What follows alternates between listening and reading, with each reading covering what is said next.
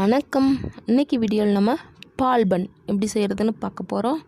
ரொம்பவே சிம்பிளாக வீட்டில் கிடைக்கிற பொருளை வச்சே வீட்டிலையே கடையில் கிடைக்கிற அதே டேஸ்ட்டில் பால் பன் செய்யலாம். வாங்க எப்படி செய்கிறதுன்னு வீடியோவில் பார்க்கலாம். ஃபஸ்ட்டு இந்த பால் பன் செய்கிறதுக்கு ஒரு மிக்சிங் பவுலில் 2 கப் அளவுக்கு மைதா மாவு சேர்த்துக்கலாம். எந்த கப்பில் ஃபஸ்ட்டு அளவு எடுக்கிறீங்களோ அதே கப்லேயே எல்லா மெஷர்மெண்ட்டும் எடுத்துக்கோங்க. அதே கப்பில் 1/2 கப் அளவுக்கு பொடி பண்ண சர்க்கரை. பால் பண்ணோட வெளியே மட்டும் இல்லாமல் உள்ளேயும் லைட்டாக இனிப்பு இருந்துச்சுன்னா ரொம்பவே டேஸ்ட்டாக இருக்கும். அதனால் 1/2 கப் அளவுக்கு பொடி பண்ண சர்க்கரைங்க மிக்சியில் சேர்த்து லைட்டாக ஒரு அடி அடித்து அதை இதில் சேர்த்துக்கலாம். இது கூட 1/4 டீஸ்பூன் அளவுக்கு பேக்கிங் சோடா, அதுக்கப்புறமா 1/4 டீஸ்பூன் அளவுக்கு உப்பு, அதுக்கப்புறம் 1/2 கப் அளவுக்கு நல்ல கெட்டியான தயிருங்க. நீங்கள் 1/2 கப்புக்கு பதிலாக 3/4 கப் கூட சேர்த்துக்கலாம். நான் 1/2 கப் தான் எடுத்திருக்கேன். சேர்த்துட்டு இது எல்லாத்தையும் நல்லா மிக்ஸ் பண்ணிக்கலாங்க. நம்ம சேர்த்த எல்லா பொருட்களும் நல்லா மிக்ஸ் ஆகிற அளவுக்கு இதை மிக்ஸ் பண்ணி விட்டுக்கலாங்க. இப்போ இது கூட கொஞ்சம் கொஞ்சமாக தண்ணி சேர்த்து இது சப்பாத்தி மாவோட கொஞ்சம் இலக்கமாக இருக்க மாதிரி பிசைஞ்சு எடுத்துக்க போகிறோம். 1/4 டம்ளர் அளவு தண்ணியே போதுமானது. இதை விட இன்னும் கொஞ்சம் லூஸாக இருக்கணுங்க. அதனால் இன்னும் கொஞ்சம் தண்ணி சேர்த்து இதை நல்ல ஒரு லூஸான மாவாக பிசைஞ்சு எடுத்துக்க போகிறோம். மாவோட பதம் எப்படி இருக்கணும்னு காட்டுறேன் பாருங்கள். இந்த அளவு லூஸான ஒரு மாவாக பிசைஞ்சு எடுத்துக்கலாங்க. இது சர்க்கரை சேர்த்துருக்கனால லைட்டாக கையில் ஒட்டுற மாதிரி தான் இருக்கும். நம்ம கொஞ்சமாக தண்ணி தொட்டு இதை எண்ணெயில் போட்டுக்கலாங்க. இப்போ இந்த மாவை ஒரு 1/2 மணி நேரம் அப்படியே மூடி போட்டு ஊற வச்சுருங்க. மாவு ஊறங்களாட்டி நம்ம சர்க்கரை பாகு ரெடி பண்ணிக்கலாங்க. அதுக்கு 1 கப் அளவுக்கு சர்க்கரை சேர்த்துருக்கேன்.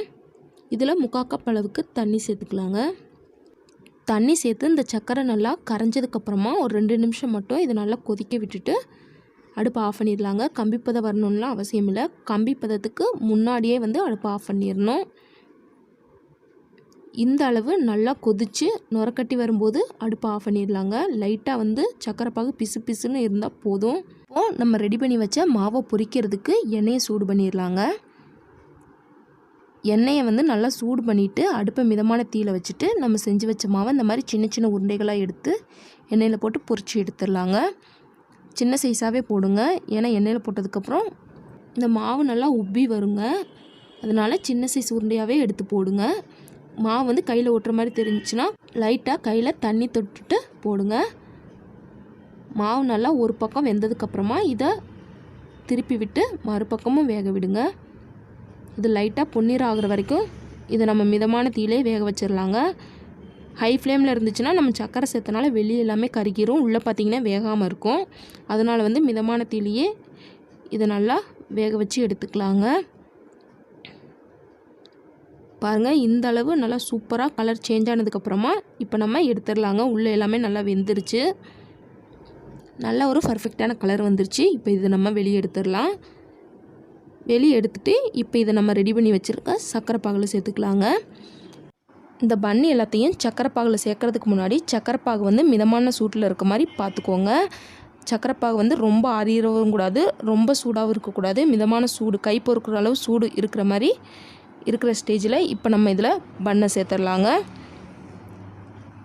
சேர்த்துட்டு பன்னோட எல்லா பக்கமும் சர்க்கரை பாகு ஓட்டுற மாதிரி நல்லா பெரட்டி விட்டுக்கலாங்க. பெரட்டி விட்டு இதை ஒரு 1/4 மணி நேரம் அப்படியே வச்சுருங்க. கம்மியான இனிப்பு சாப்பிட்றவங்களா இருந்தால் 1/4 மணி நேரத்தில் இந்த பன்னை எடுத்துடலாம் வெளியே. இல்லை நீங்கள் நல்ல இனிப்பு சாப்பிட்றவங்களா இருந்துச்சுன்னா இதை சாப்பிட்றதுக்கு முன்னாடி மட்டும் சர்க்கரை பாகுலேருந்து எடுத்துக்கோங்க. அது இன்னும் இனிப்பாக இன்னும் ரொம்ப டேஸ்டியாக இருக்குங்க. சர்க்கரை பாகு எல்லாமே உள்ளே இறங்கி ரொம்ப ரொம்ப டேஸ்ட்டு கொடுக்குங்க. அவ்வளோதாங்க, ரொம்பவே டேஸ்டியான ரொம்ப சிம்பிளான ஒரு ஸ்வீட் ரெசிபி பால் பன் எப்படி செய்கிறதுன்னு பார்த்தீங்க. இந்த பால் பன் ரெசிப்பியை உங்கள் வீட்லையும் ட்ரை பண்ணி பார்த்துட்டு எப்படி வந்துச்சுன்னு கமெண்ட் பண்ணுங்கள். இந்த வீடியோ உங்களுக்கு பிடிச்சிருந்தால் லைக் பண்ணுங்கள், ஷேர் பண்ணுங்கள். மறக்காமல் சமையல் செய்வது எப்படி நம்மளோட சேனலை சப்ஸ்கிரைப் பண்ணிக்கோங்க. தேங்க்ஸ் ஃபார் வாட்சிங்.